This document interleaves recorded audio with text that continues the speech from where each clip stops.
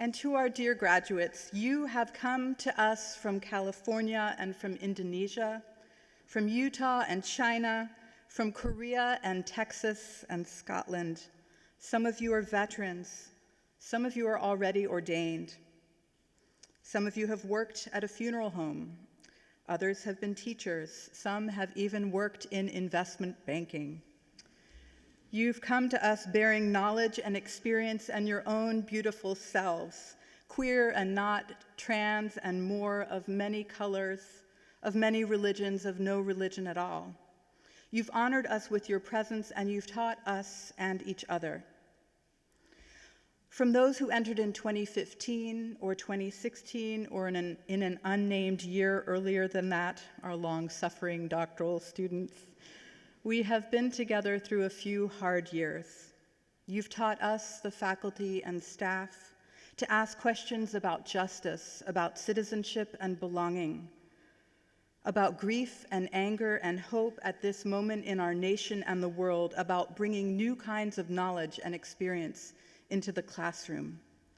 Thank you for the time you've given us, for the portion of your lives you've shared. 1 year, 2 years, 3, and from our doctoral students, a few more.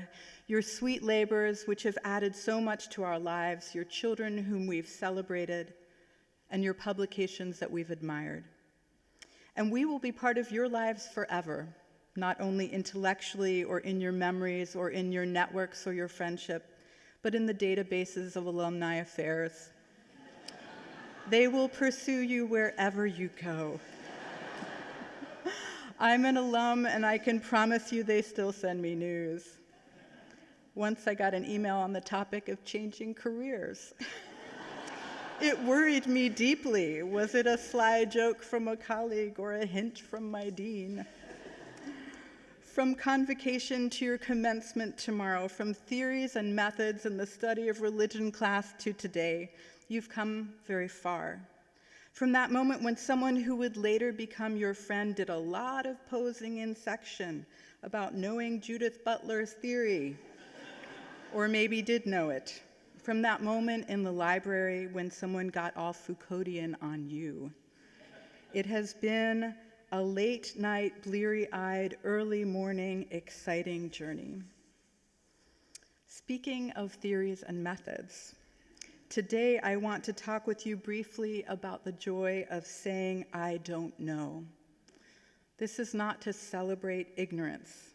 There's enough anti-intellectualism out there, enough fake news, enough of a feeling that you can wing it without considering history or data, without thinking about the root causes and ongoing effects of racism, sexism, economic injustice. This afternoon, I'm not asking you to celebrate not knowing or ignorance. I'm asking you to celebrate that wide open, slightly terrifying feeling of saying, I don't know. Sometimes we're not good at that at Harvard. We learn to protect our flanks early, perhaps as early as that first theory and method class. We learn to nod sagely as we think Durkheim might have. We learn to say Akedah with Professor Levinson, and Fiqh with Professor Johansson, and Modu with Professor Khan, and Drandrel with Professor Gyatso, and Basilea with Professor Batsana, or Vasilea if you're doing modern Greek. And we work on getting the pronunciation right. Early in the semester, we learned to look up what we didn't know and cover for ourselves quickly. But after those first few weeks of intimidation, and they happened to faculty as well as to students, I want you to know, I think we learned to soften a bit, and we ease into the fact, I don't know. That's why I'm here. That's why we're here.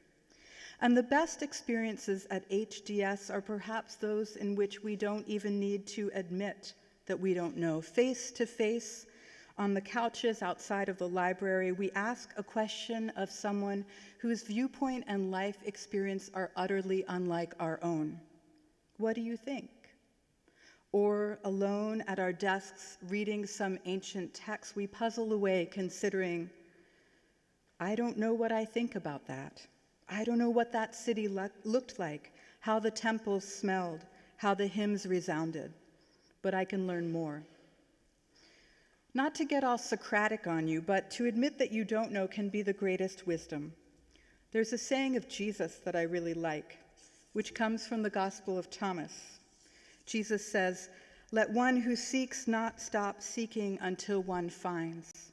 When one finds, one will be disturbed. When one is disturbed, one will marvel and reign over all." It's a kind of map, a pattern for our time here. We came here seeking. Maybe by the end of theory and methods, or at least the end of the first year, we thought we'd found something. And then we were disturbed because of the political situation, disturbed because of our exhaustion during reading period, disturbed because of a challenging conversation with a classmate, disturbed because we wanted more knowledge. We were disturbed and then we marveled, caught in the wonder of learning. The Divinity School is a place to celebrate not knowing. This is not because we don't know anything, but because we know a lot, enough to know that there's so much more to learn. It's a place to celebrate humility. That's not because we're naturally humble as religious people or as those who study religion, but because we've studied and seen enough to know that sometimes you have to fall on your knees in front of something, take off your shoes and say, "This is holy ground." This happens not only with divinity, but also with each other. This happens not only with each other, but also as we seek to understand a creation and a cosmos that's groaning in the current crises, awaiting some kind of redemption. Our schools, our universities, our religious institutions, our NGOs are the spaces of utopian work. Some of these institutions are replete with problems of colonialism and wealth and privilege built on the labors of slaves, limned with prejudice. But they can also be the spaces of promise. They have glittering moments of thinking otherwise, of saying, "What is that?" Of saying, "I don't know. I don't understand that." HDS as part of the Academy is not separate from the real world. Professor Stephanie Paulsell taught you that early on. We too, of course, are real. We're a pathway, an on-ramp, a laboratory, a place to experiment. At HDS, we're a think tank for possibilities and impossibilities, a place to dream of a just world, a place to consider how to care for creation, a place to work toward coalition and understanding. There have been experiments here. There have even been experiments in this very space of Memorial Church with our students involved, students who lived long before many of you were born. I'm particularly thinking of an event in November 1971 when Boston College professor Mary Daly was invited to Memorial Church to preach, breaking the long-standing tradition of male speakers. They did not know what they were getting into. Inviting Daly, who taught theology and religion, inviting a revolutionary feminist who humorously, punningly called herself a positively revolting hag. After a sermon titled "The Death of God the Father," Daly invited her listeners to affirm their faith by walking out of the church together. A real walkout, a radical move. One Harvard Divinity student interviewed afterwards said, "I was going where I've always been. We have not left out of malice or cowardice. In the bonding of sisterhood, we find strength, creativity, and possibility." According to one reporter, our own beloved teacher and colleague, Professor Diana Eck, quote, described walking out of church with Daly and then coming back in for coffee. Professor Eck said, "I'm a liminal person, not in and not out. I wanted to talk with the people who were still inside. The coffee was important." The coffee is important, or the juice and the cookies, even the Tuesday ritual of Dean's tea at HDS. It's very important, not only the nutrition, but also the experience of liminality and community. And we know that the story of Mary Daly didn't end there. 8 years later, after the publication of one of her books, Daly would receive a letter from African-American poet, writer, womanist Audre Lorde. Lorde criticized Daly's work for its limited understanding of and openness to Black women's experience. For all the revolutionary content of Daly's thought, there were still things she didn't know. For all the revolutionary possibilities of our thought, there are still knowledges we need to seek out, still more to be done. Tomorrow you commence, stepping out, I hope, into a lifetime of admitting I don't know. I have some good news and some bad news. The good news, the great news, you'll get a degree tomorrow. Most of you are receiving master's degrees, and even our doctoral students have probably come in with a master's degree and received a master's of philosophy on the way through. The bad news, I'm not sure that the title master applies. The longing that has brought you here has not resulted in mastery. We've been questioning that language. Should we use the term master to describe the heads of houses or colleges at Harvard?